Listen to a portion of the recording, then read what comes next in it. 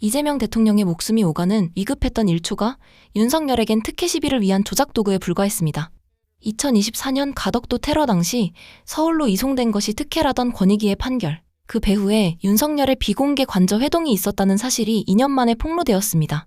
국민들은 테러범의 배후를 물었지만 양심을 지키려던 권익위 국장급 공무원마저 죽음으로 내몰았던 이 잔인한 조작극의 실체. 지금부터 하나씩 파헤쳐 보겠습니다. 이재명 대통령이 2024년 부산에서 피습을 당했을 때 의료 헬기로 이송됐던 게 특혜라는 권익위 판단이 있었습니다. 그런데 어제 이 판단이 2년 만에 뒤집혔습니다. 대통령은 국민이 살려준 목숨이라고 했고 국민의힘은 국가기관이 대통령의 과거를 세탁해주고 있다며 반발했습니다. 신진 기자입니다. 고통스러운 표정으로 누워있는 이재명 대통령. 2024년 1월 더불어민주당 대표 당시 부산을 방문했다가 피습당했습니다. 목 부위를 칼에 찔렸고 부산대병원에서 치료를 받다가 응급 헬기를 타고 서울대병원으로 이동했습니다. 윤석열 정부 권익위는 당시 병원과 소방 관계자가 특정인에게 특혜를 줘서는 안 된다는 공무원 행동을 어겼다고 발표했습니다. 그런데 어제 권익위가 이 결론을 2년 만에 뒤집었습니다. 당시 정승윤 전 권익위 사무처장의 부적절한 개입 때문에 잘못된 판단이 내려졌다고 봤습니다. 이 대통령은 오늘 이 결정을 언급하며 위중한 3대 살해 위협으로부터 국민, 곧 하늘이 살려주셨다고 했습니다. 소셜미디어를 통해 검찰의 조작 기소를 통한 사법살인, 테러범을 동원한 흉기살인, 조작 언론을 동원한 명예살인으로부터 살려주셨으니 제 목숨은 이제 온전히 국민의 것이라고 밝혔습니다. 그 돌아가신 김 국장님의 사망의 원인이 마치 이재명 대통령인 것처럼 얘기를 했잖아. 네, 헬기 탓이라고. 했지. 네. 근데 그것과 관련해서 권익위가 또 정말 말도 안 되는 결론을 지은 적이 있습니다. 이재명 대통령은 2024년 1월 2일 피습을 당했습니다. 네. 정말 이 목숨을 잃을 뻔한 그런 사건이었죠. 부산에서 서울로 헬기 이송이 됐습니다. 네. 그런데 윤석열 정부의 권익위, 다른 것도 아니고 권익위 한 사람이 사망할 뻔한 사건이야. 네. 그런데 대한민국 권익위가 그야말로 잔인한 결론을 당시에 내렸었습니다. 응급 의료 헬기 이용 과정에서 부산대병원, 서울대병원 의사, 부산소방본부 직원들이 공무원 행동 강령을 위반했다. 이건 거짓말. 진짜 이건 악마죠. 한 사람이 죽을 뻔했는데 그거를 조사해놓고 특혜가 있었다는 식으로 이렇게 결론을 맞아요. 지어버린 거야. 네, 맞아요. 근데 이것을 정상화 추진 TF가 재조사를 해서 그 결과를 이번에 또 발표를 했는데 결과 발표 소개해 주시죠. 서울대병원과 부산대병원 간 헬기 이송은 병원 간 공식적 전원 협의 결과에 따른 것이고 부산대병원 의사는 헬기 이송을 요청할 수 있는 의료진 권한이 있었다. 119 응급 헬기 관련 행동 강령 위반 신고 사건의 경우 정승윤 전 부위원장이 전원위 의원과 회의에서 다루지 않은 사항을 의결서에 포함하도록 하였고 담당 부서의 송부 의견과 달리 위반 통보를 지시한 사실도 확인됐다. 이 미친 결론을 이 사람 주도하에 했던 거야. 그러니까 권한도 없어요. 와. 담당 국장이 이거는 그런 문제가 아니다. 이거는 적법한 조치였다라고 얘기를 했는데 뭔 소리야? 다르게 해라고 직접 개입한 거예요. 그런데 그걸 이제 뭔가 근거를 마련을 해야 되잖아. 네. 근거를 마련하는데 우리나라 헬기에는요. 닥터 헬기라는 게 있고요. 닥터 헬기. 네. 닥터 헬기가 있고 119 의료 긴급 119 긴급 그 이송 헬기가 있어요. 그때 사용한 건 119 긴급 이송 헬기였고요. 네. 119 긴급 이송 헬기는 의료진이 요청하면 출동하게 돼 있어요. 예. 그런데 닥터 헬기 규정은 이게 중증 외상 환자 중심으로 가는 거기 때문에 조금 더 규정이 다른 방식으로 규정돼 있습니다. 근데 갑자기 규정을 왜 공무원들한테 다 징계하고 막 이랬단 말이에요. 네. 뭘로 했느냐? 거기 119 내가 아까 그 긴급 헬기라고 했죠. 닥터 헬기 규정으로 했어요. 그랬었어요. 말도 안 되는 얘기거든요. 와. 그러면서 지금도 무슨 소리야? 나는 규정대로 징계했다. 이거는 이재명이 잘못한 이재명의 특혜다. 와. 라고 이야기하면서 머리 깎은 거예요. 엊그제. 와. 근데 이런 사람이 교육감이 되겠다고. 부산시 교육감 나왔습니다, 지금. 아. 부산시 교육감. 와 이거를 가서 어떻게 받아들여? 빨간 옷 입고 다니면서 또 그 세계로교회 소년보 목사를 비롯해서 이제 그쪽을 등에 업고 뭐 하고 있는 거예요. 또 안수기도 받고 그러고 있겠지. 머리 깎고 받는다고 안수기도 지금 받고. 머리 깎고 있는데 아 정말 이거를 정말 나 너무 힘들다 솔직히. 근데 아쉬운 게 있어요. 아. 이게 이제 그 김 국장 건 관련해서는 갑질 의혹이 있다라고 해서 기관 통보라는 걸 했거든요. 기관 통보가 뭐냐면 이 양반이 지금 부산대 로스쿨 교수예요. 기관 통보는 뭐냐? 정승윤은 김 국장님 사망건에 대해서 갑질 의혹이 있습니다. 부산대에 알려드립니다. 이게 끝이야. 더 이상 할 수 있는 게 없네요. 근데 저는 그 부분이 사실은 작년에 이미 고발을 했어요. 정승윤을 이 건으로 관련해서 네. 직권남용 및 강요죄. 왜냐하면 자기가 직접 개입해가지고 이거 그 뭐야 가방건 명품 가방건 관련해서 무혐의 처분했죠.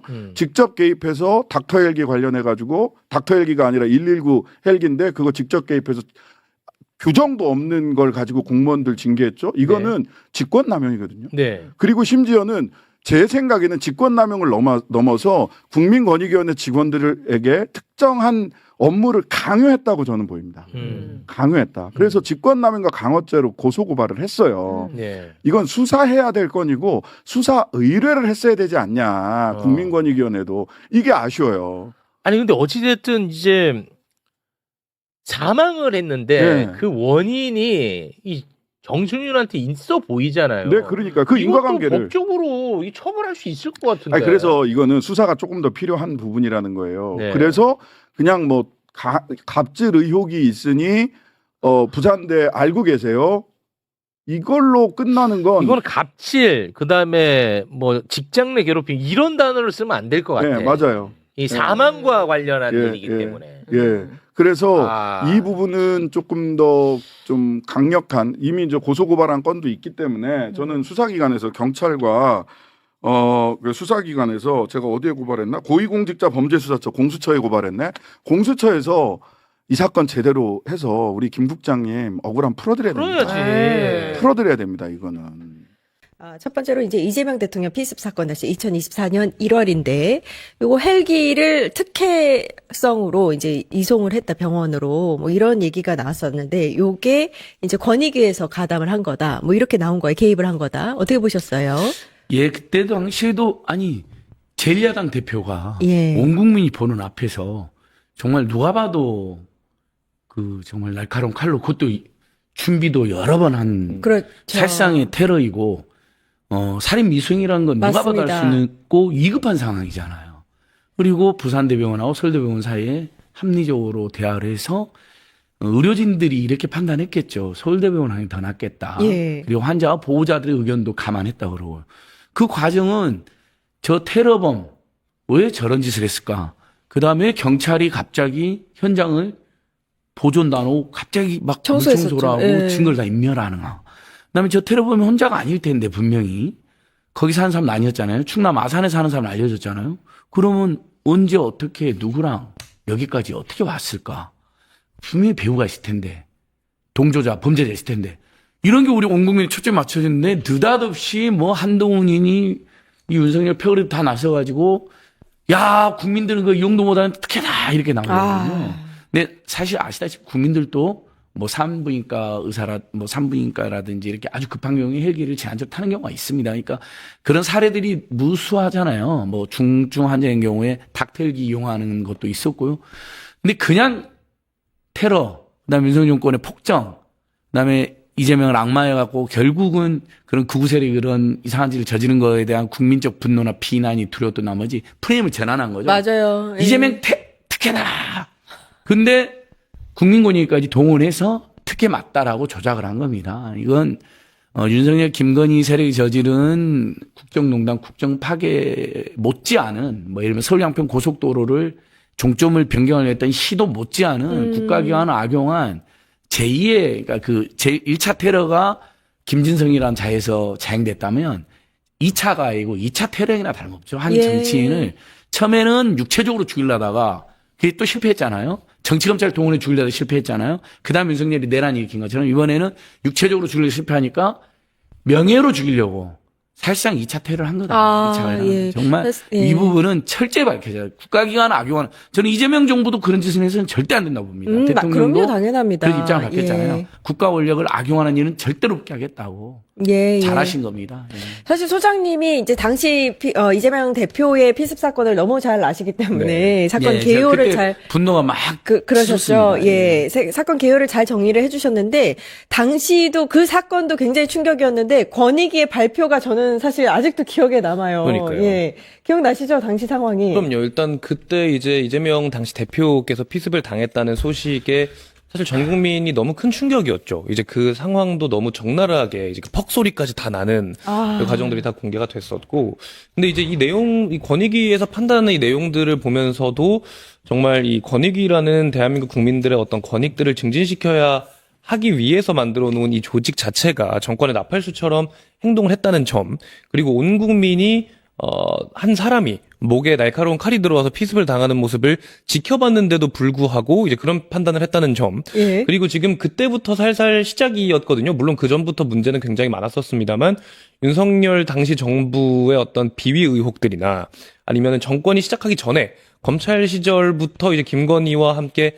작당 모의를 해서 만들어냈던 여러 국가기관들을 농락하고 또 검찰의 힘을 활용해서 이제 무언가 사익을 취했던 점, 뭐 이런 것들이 계속 드러나고 있었던 중에 이재명 당시 대표는 목에 칼이 들어왔는데도 불구하고 닥터 헬기를 약간 규정에 어긋나게 쓰지 않았냐는 의심을 바탕으로 권익위에서 판단까지 그렇게 했다는 예. 점 자체가 예. 사실 어찌 보면은 너무도 통탄스러웠지만 또 너무도 극명하게 대비되는 지점이었던 것 같기도 예. 합니다. 예. 이제 그런 부분들에 있어서 그때부터 이제 이재명 대표에 대한 어떤 동정 여론이라고 할까요? 좀 이재명 대표를 지켜야 한다라는 여론들이 좀 더 많이 쌓이게 됐던 것 같고요. 이제 국민들께서 현명하게 판단을 그 당시 해주신 덕분에 이제 여기까지 왔는데 그래도 권익위는 정말 용서할 수가 없는 부분이다. 용서할 수 없다. 그렇게 생각을 예. 합니다. 그것뿐만이 아니었죠. 뭐 좀 이따 디올백 사건 이야기도 하겠지만 그 정권 초기에 김건희가 나중에 이제 뇌물로 다 밝혀지지 않았습니까? 온몸에 뭐 1억 안팎의 초호화 사치품을 내걸고 또 뭐 민간인을 비행기에 태워가지고 에어포스 원에 회에 나간 거. 그때도 국민들이 너무 이상하잖아요. 안 그래도 김건희가 윤석열을 지배하고 있다는 의혹이 막 생길 때인데 그때 저희들이 직접 신고를 했어요. 디올백 문제는 참여연대가 신고를 했고 국민권익위원회에 온몸에 초호화 장신구는 자기 거면 재산 신고 누락이고요.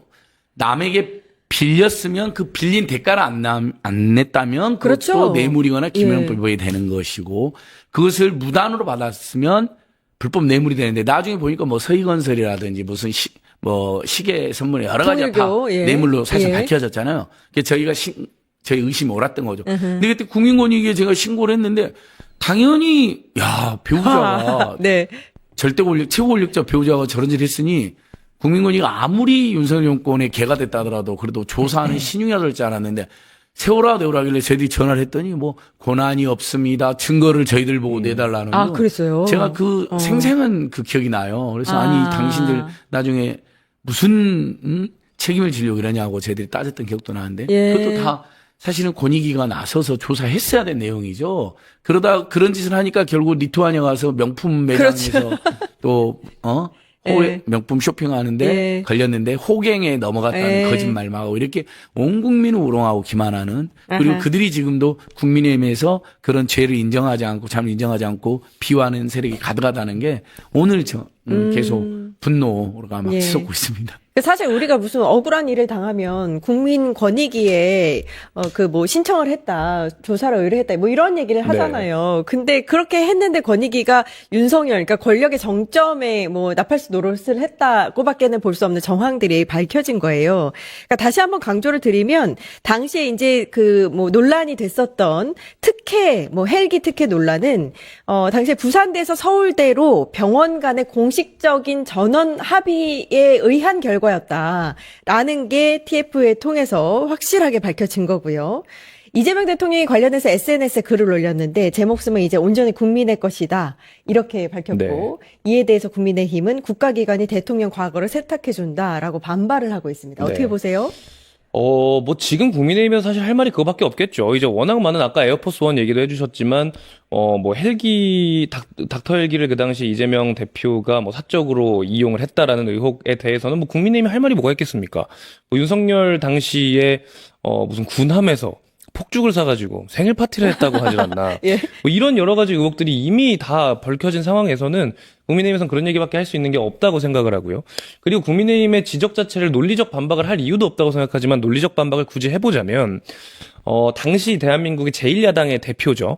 제1야당의 대표인 상황에서 공무수행을 하던 와중에 어쨌든 굉장히 오랫동안 계획된 걸로 보여지는 피습을 국민들이 보는 앞에서 당했던 이 상황에서 서울대병원과 부산대병원 같은 경우는 국립대학병원이기 때문에 그런 공적 업무를 수행할 수 있는 판단들도 반드시 해야 할 수 있는 거거든요.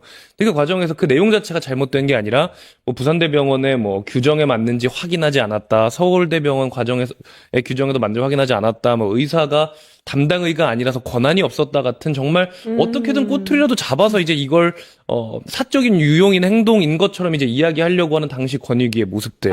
이렇게 되면 사실 어떤 국민이 권익위라는 곳을 신뢰하겠습니까?